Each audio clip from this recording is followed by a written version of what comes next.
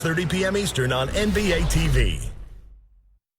So those are the only two teams that didn't play on MLK Day, and they play center court on Tuesday. Meantime, we got the Rockets and we got the Thunder, and we've got Russell Westbrook going for another triple-double. He went ballistic early on. His ability to get to the rim. I tell you what, man, I got so much respect for Russell Westbrook. I've never seen an NBA player play harder than Russell Westbrook. Every night. Giannis don't have the track record this kid got. But as White sits from Giannis plays hard every night. This guy's been doing it for double-digit years, basically. Yeah, I agree. So, speaking of double digits, after a couple of knee surgeries, they're up by 15 are the Rockets at home. Yeah. And then here comes Gallinari, and here comes Gallinari again. 16-1 run to tie the game. Why is he wide open? It's all bad defense. Westbrook. Oh, no, this is a mismatch right here. Oh, rock the baby. Yeah. So the Rockets again with the good D shooter. There's SGA. That looking like a foul. That looked like a foul. Ain't no foul. That's bully ball. Get out of there, little man. You change the rules, Shaq. We don't bully people. Get out of there. Yes, we do. Dennis Schroeder had 15 points in the fourth quarter. Ooh, pull back. One of the best six men in the league this year. They go on a 27-7 run to end the game.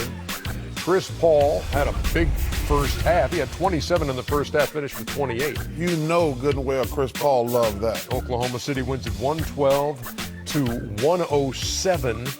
And, boy, look at Houston going 9 for 45 from three. But, you know what? You know, the Rockets, listen, I just think if you're 1 for 17, that's just stupid. Like, if you're 1 for 10, you should say, hey, you know what, I'm going to stop taking threes. Yeah, that's just ridiculous. The worst three-point percentage all time with at least 15 attempts. D. Scott D. Scott in there? D. Scott had a 2 for 17 night. Wow. But, Yeah, but Harden this guy had a 1 for bunch 17 of nights. On a night when Russell Westbrook recorded another triple-double and has now done that against every opponent he's faced. 1-9-96. That's a week after. But you know what's New interesting Year's, about you and D. Scott? Shaq, you know, I left. Left in 96. You see what all those James Harden things, they happened recently. That's what's interesting about this. That the Rocket style of play just happened in the last 3 years, though. That's 3 years. But I'm saying those all happened. 3 of them happened this season. I mean that. So what's your point take from that? I think you. Well, Ernie said your point. Well, I just think you have to be smarter. Like some nights it ain't working. You have to go to Plan B.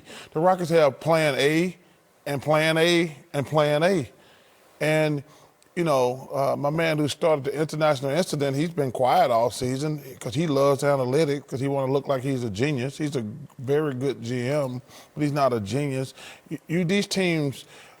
Sometimes you just can't keep shooting threes if you're not good at it. Yeah, but don't shoot it. I've never been a shooter, but don't shooters keep shooting until they find their rhythm again? No. They missed 27 in a row in a game. I always say, for me, you know, in the playoffs, I usually shot my best. In whatever, I'm not going to go quote stats. But the one thing that you always do is you take good shots.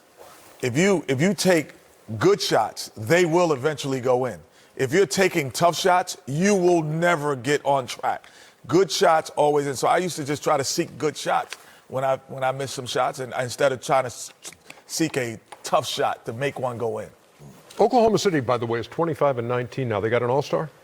Chris Paul? Yeah, I would say Chris Paul, you got to give him points for being a leader. Yeah. I told you, I've always said Chris Paul was the best leader we've had in the NBA in a long time, in my opinion, and we got to reward winning. Shai Gilgeous-Alexander doing anything for Well, he is the guy that you would say, wow, he's been the best player, but Chris Paul, to me, has been the all-star. Yeah, because Ernie, you have to factor in his leadership. No, I'm just asking you. Yeah, because I don't think he would have been able to attain the things he's attained. The team wouldn't have been as good without Chris Paul. He wouldn't have been able to do that because the defenses would have been pressed on him differently. But the leadership, you factor that in. I get it. I agree with you, Chuck. Let's check out the Warriors and the Blazers. A wild game in Portland. Didn't we just watch this? Because the best player I played. I always just talk about the spin move. What? I was just talking about the spin move, that's all. But you're right, my bad. Minnesota's lost 6 I apologize, Kevin. Minnesota's lost 6 in a row and 20 out of 25 as they fall I'm trying to figure out how they won that 100 in the the Nuggets go to 30-13. You know, there's another team that's 30-13.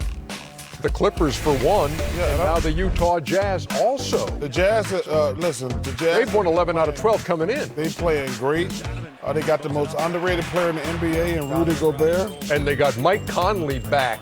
Oh. Okay. Now, this is what's going to be interesting. They played great without Conley. I want to see how they're going to play with him. Well, I think they found a rhythm no matter what's happening. Yeah, but it still changes the lineup. No, but he could jump in the rhythm. It's easier to jump in a winning situation. All you got to do is swing that ball, let everybody eat, no matter who's in there. Just keep moving the ball. Shaq, if it was me, I'd rather jump into a winning situation than try to help a loser. Oh. Gobert from Donovan Mitchell there, and then watch Mitchell. Stop the ball.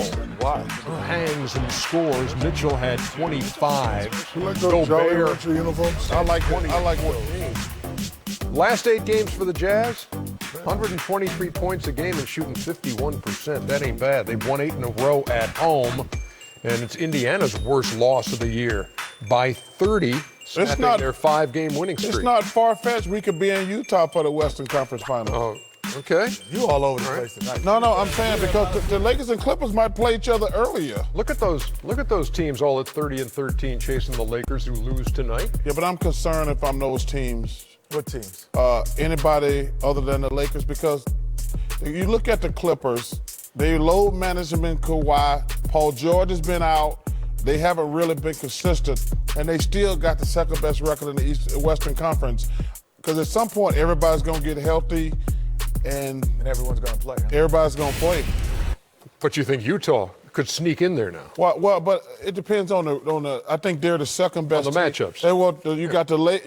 I think the Clippers are the best team in the West. Then you got the Lakers. Then you got Utah.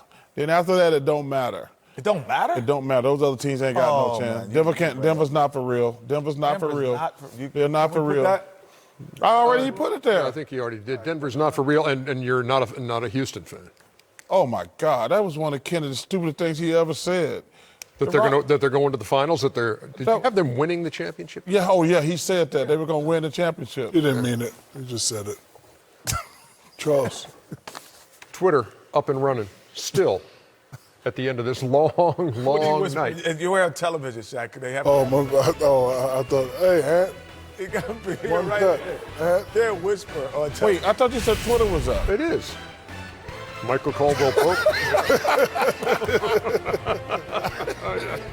Come on, Shaq. More love than that for dunking on LBJ. If he dunked on someone, then it would be stop the press, read all about it. Nope, that was Michael Caldwell-Pope. T.O.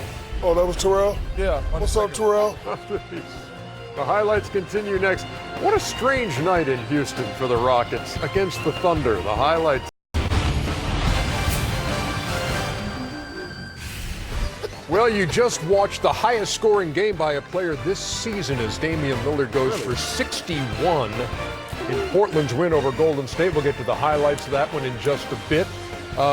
Before we start, however, we had 3 games here on the MLK holiday.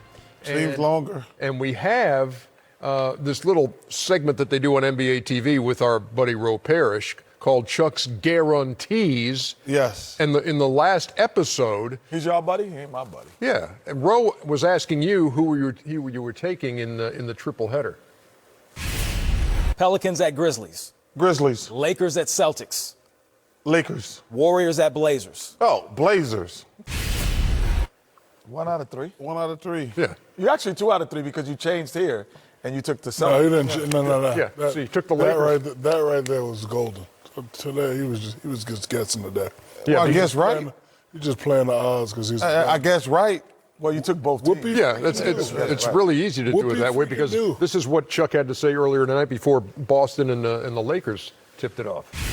Oh my! I'm guaranteeing the Boston Celtics. Kemba gonna get his first win tonight. I'm guaranteeing. What makes you so sure? It's time.